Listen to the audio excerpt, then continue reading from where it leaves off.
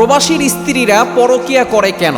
অনেকেই আমাদের কাছে ফোন দিয়ে বলে, বিশেষ করে প্রবাসী ভাইরা যারা আছেন তারা কিন্তু অক্লান্ত পরিশ্রম করেন। তারা নিজেদের জন্য, নিজেদের পরিবারের জন্য দেখা যাচ্ছে যে শেষ পর্যন্ত তারা নিজেদের জন্য কিছুই রাখেন না, পরিবারের জন্য সব কিছু বিলীন করে দেয়। এবং তারা হচ্ছে রেমিটেন্স যোদ্ধা। তারা এই বাংলাদেশের অর্থনীতির টাকা সেটা সবল করে রেখেছে আমাদের এই প্রবাসী ভাইয়েরা। তারা এত কষ্ট করে ঈদের সময় আসলে নিজেরা ঈদ উদযাপন করে না, দেখা যাচ্ছে সব টাকা পাঠিয়ে দেয়, এদিকে সবাই উদযাপন করে, তারা প্রবাসী ভাইরা বাড়িতে আসতে পারে না, নিজের স্ত্রীর কাছে আসতে পারে না। সুতরাং দেখা যাচ্ছে যে অনেক প্রবাসীর স্ত্রীরা তাদের আমানতগুলো রক্ষা করতে পারে না। এই ক্ষেত্রে দায়ী কারা? অবশ্যই সতর্ক থাকতে হবে।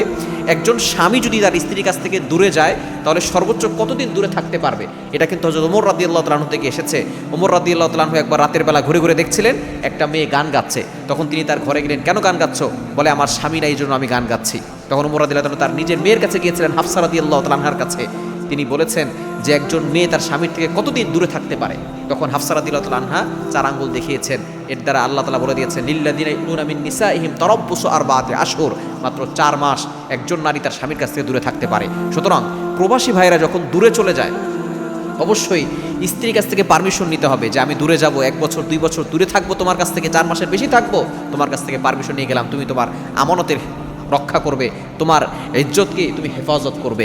এরা যদি কোনো স্ত্রী বলে যে ঠিক আছে পারমিশন দিলাম, এরপর যদি কোনো স্ত্রী পরকীয়া করে তাহলে এটার জন্য সেই স্ত্রী নিজেই দায়ী। এখন যদি স্বামী পারমিশন না চায় তাহলে তো অবশ্যই স্বামীও গুনাহগার হবে। এজন্য প্রবাসী ভাইরা যারা আছেন স্ত্রীকে সময় দেওয়ার চেষ্টা করবেন যতটুকু অ্যাবিলিটি আছে। কিন্তু অনেকে আছে শুধু টাকাই ইনকাম করে, স্ত্রীকে সময় দিতে চায় না। এটা খবরদার কখনো করবেন না। তার শারীরিক চাহিদা আছে, এটাও পূরণ করতে হবে। এটা পূরণ করা আপনার দায়িত্ব।